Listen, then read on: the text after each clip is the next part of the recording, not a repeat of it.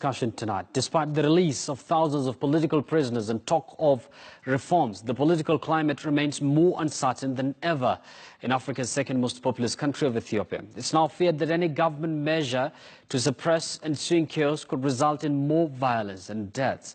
Experts say instability in Ethiopia could have repercussions across the region, affect regional peace efforts, more so because Ethiopia is also home to so many cross-border communities. Already in Kenya, there are those who are already in Kenya, more than 10,000 asylum seekers that have fled Ethiopia. Now, what will this mean for Kenya and by extension the region? In studio, once again, I'm joined by political economist Eddie Gisheru, as well as Abel Oyeyo, who is an international relation expert. Good evening, gentlemen, and welcome to the program. Thank you. Unfortunately, we couldn't get a representative from the government because they've still remained mum on the asylum seekers situation there in the border town of Moyale. But Abel, let me begin with you. Of course, Ethiopia is one of the fastest growing economies. It's the second populous. It's home to the African Union. It has its peace forces in Somalia. It's initiating talks between, rebels in South Sudan. I mean, there are those who say that instability in Ethiopia could be disastrous for the region. Well, that is a statement that is totally correct because of the significance of Ethiopia in the Eastern Africa setting. It's a country that is surrounded by, of course, Kenya, there is Somalia, and there's a lot of outflow of commerce from Ethiopia to its neighbors. So when it does the kind of political turmoil or upheaval that we've witnessed, it means the kind of benefits the neighbors have enjoyed over the last few years, actually since 1991, will cease to exist. And there's the possibility of violence, of course, trickling to places like Kenya and possibly Somalia. So that is a serious problem. So the statement is correct to the effect that, the neighbors will experience that kind of problem. Yes. We're going to talk about the status of the 10,000 plus asylum seekers who fled from Ethiopia into Kenya shortly. But let me engage Eddie here, who is a political economist. Now, Eddie, if you critically look at the situation in Ethiopia, apparently the uprising there has mainly been fueled by both political and economic equality. The Oromo and the Amhara, the Oromo who are the majority in Ethiopia, say that they've been locked out by the ruling class. I mean, this seems to be the same script with so many other African countries. It always boils down to equal, distribution of resources. Certainly, Yusuf. I think that when you look at Ethiopia and the current crisis as it unfolds, you need to appreciate three things.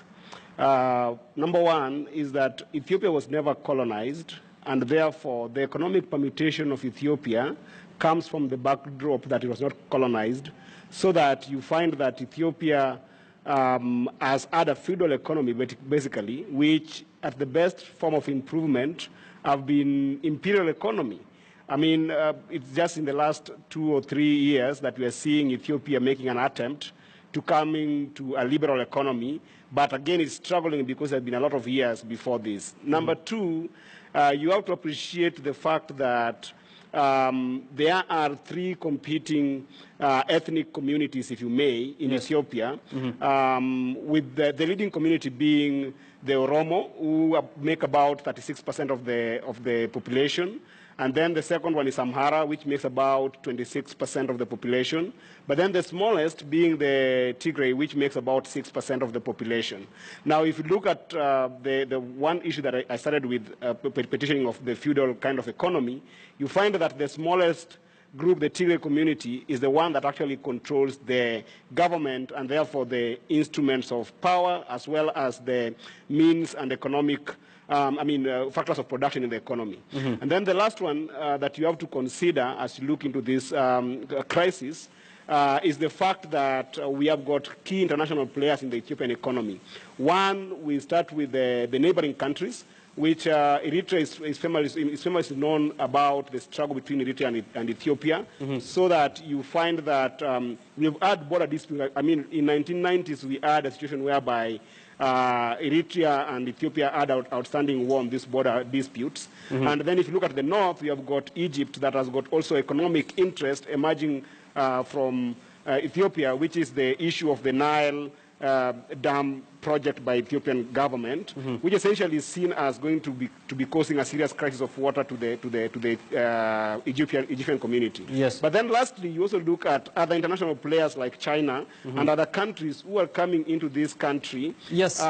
with Yes. a lot of investments. Yes, Eddie, we are going to talk about investment, especially by foreign countries shortly. Yes. But let me engage Abel here. Abel, once again, this is a country that has more than 100 million people. Projections are that these numbers could increase maybe in the coming few years. And if you look at the entire East African community, that is Kenya, Tanzania, Burundi, and the rest, it accumulates to about 150 million. So clearly, this is a country that has a huge population. And once again, if you look at the East African region, Burundi, it's not that, the politics is not that good. We are seeing crisis in DRC. I mean, Somalia, things are not that fine. Do you think the region can afford to have an unstable country in the name of Ethiopia? Of course not. I think we've had so much, and in terms of conflicts and chaos and all that and wars, and I don't think we're ready for another, outburst of violence in Ethiopia. And Ethiopia, I think, is a representation of the kind of problem we have in terms of our governments. Now, when you look at Rwanda, for instance, the kind of economic distribution among the people is exactly what's going on in Ethiopia.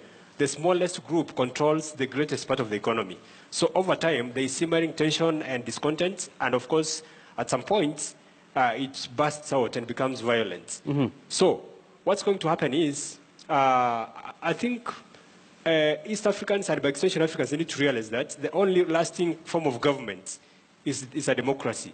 Of course, according to Thomas Paine, democracies do not go to war, they don't fight. But once you have a dictatorship, the way Ethiopia is and the way Rwanda is, you can have some kind of peace for a while, like 2-3 years. But over time, it breaks down. Society breaks down. So I think this is a moment for Ethiopians to actually come out and install the kind of government they want, a democracy. And I think we're seeing that happening, or most people remain optimistic that after the state of emergency, perhaps we're going to see a lot of reforms there. Yeah. Of course, only time will tell. Now, Eddie, once again, as a political economist, despite the economic growth that we're seeing in Ethiopia, it was ranked some time back as the third fastest growing, is it, in Africa, and clearly, from your own perspective, it seems without proper democracy, without good governance, if a country gains economically, then it's all in vain. I don't think so. I mean, as I was trying to give you the history, Yusuf, when you have an economy that, first of all, is closed, and number two, it doesn't trickle to all the communities that are there, they're going to be conflict. It doesn't matter whether it's democracy or dictatorship. What needs to happen, first of all, the whole idea around Ethiopian economic boom, I think is a narrative that is predicated by the outside world, but it doesn't actually indicate the idea of inclusive economic growth. For instance, you find that Ethiopia grows at a rate of about 8%. A country like Kenya grows at a rate of about 5.8%. But you'll find that when you come to look at things that actually do define economic wellness of a community or a country, then you find that countries like Kenya are ahead. So, for instance, if you look at the GDP of Ethiopia, is higher than Kenya. But if you look at indices such as GDP per capita, which is basically how much is this wealth distributed among the population, you find that Kenya is way ahead at about $3,000 and Ethiopia is about 2,000. So the key here being the historical marginalization of communities such as Oromo and the Amhara become critical, and the main idea here would be to solve this conflict is about inclusive growth and inclusiveness in political and social permutation of the Ethiopian economy. I think that is what the main members, most members of the opposition have been fighting for. Now, Abel, I'm sure you'll agree with me that most African countries, share some sort of a cross-border societies. The same can be said between Kenya and Ethiopia. For example, the Oromo, the majority in Ethiopia, but they're minority here in Kenya. The same can be said of Nuer, who are in South Sudan, as a majority, but minority in Ethiopia.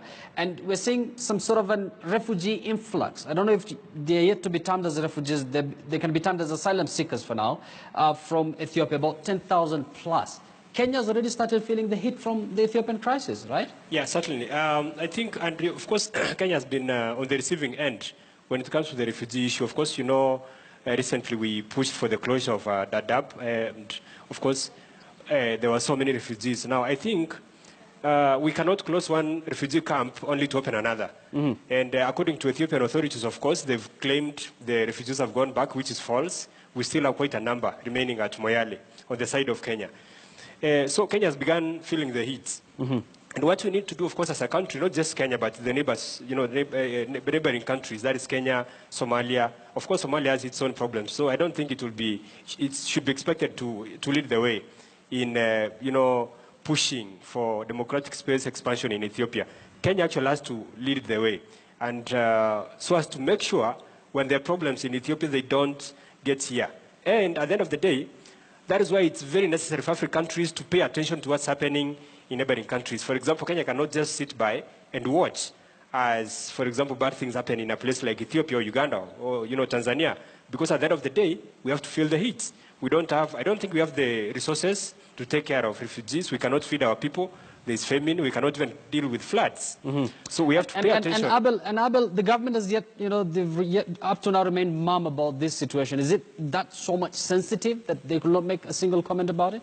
I think there's communication that is going on between the Kenyan government and the Ethiopian authorities, of course, under the leadership of the Prime Minister, who's, of course, handed in his restitution letter. They want to make sure the refugees are returned in a manner that is not alarming. But of course, the refugees are still there. They're still within Kenyan soil.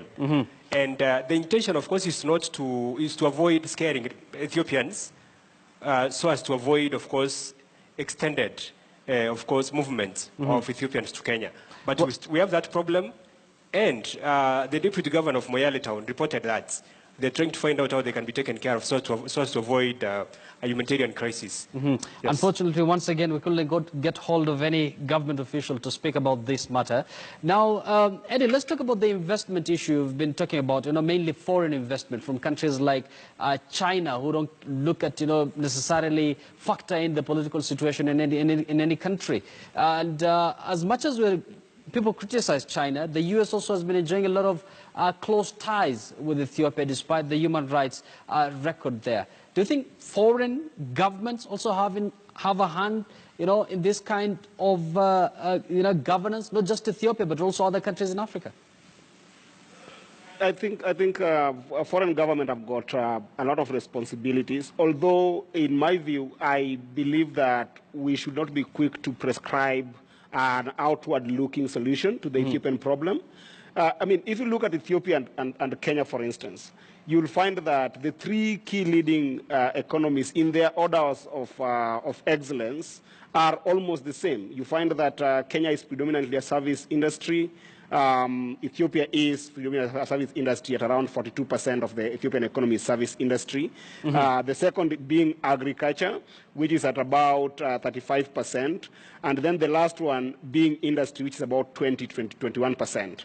Now, if you look at that permutation, and then if you look at what has triggered this most recent violence in Ethiopia, you'll find that it was caused by what we call the Addis Ababa Master Plan, which was basically an attempt by government to take land from the Oromo and put it under the Addis Ababa municipality and somehow rethink idea around industrialization. But then that is in the backdrop of an economy that the second biggest area of production is agrarian.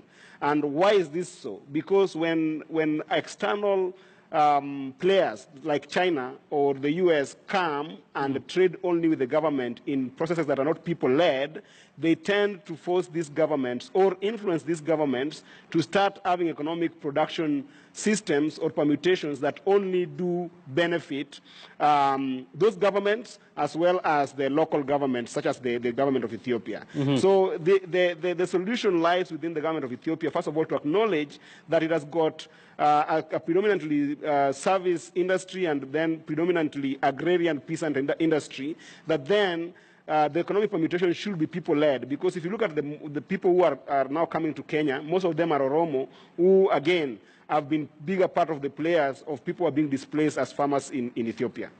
Well said. And Abel, do you agree with Eddie that solution first should come from the Ethiopian government in order to have some sort of sanity back in that country?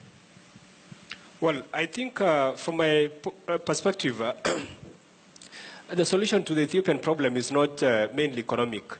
Once again, I'll go back to the whole idea of governance or government. I think what Ethiopians need to do as we speak now is to embrace democracy.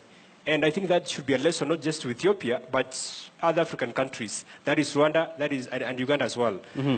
You can be a strongman for a while, maybe let's say 10, 15 years, but once you exit, what you leave behind is something else that of course will erupt at some point. But we have what we call the pressure outlets in a political environment. If there is, let's say, for example, like something like economic imbalance, mm-hmm. and people are given space to demonstrate, to showcase their issues, to talk about what they feel like is not right, it's not possible for them to, of course, engage in violent acts. But once you sit on them, you press them, at some point they'll have to do what? To find a way to even engage in violence. Now, Zenawi was a strongman. Of course, he had a very tight grip on the Ethiopian society. Now, the guy who took over from him could not do the same. So that is where now the Ethiopians have come out. The number of guys who were behind bars have been, set free. Now, mm-hmm. if they were not arrested in the first place, we couldn't have had the kind of violence and protest we've witnessed. Mm-hmm. Guys could have come out and protested the economic imbalance, and most likely a solution could have been found without what we're witnessing now. Mm-hmm. So the solution is to embrace democracy, make sure people are given the opportunity to express what they think is their will, and then, of course, they elect their leaders the way they want, and solve their problems without any kind of problem. Yes. Now, let me hold on to that thought. I'm going to come back to you shortly. Let me get Eddie for now. Now, Eddie, let's talk about the issue to do with debt-ridden kind of an economy. The economists too are saying most African economies, Ethiopia included, Kenya as well, they're debt-ridden. They've had to refer to them as some sort of a false economy. I'm sure this is a subject that you will want to comment about. Yeah, for sure.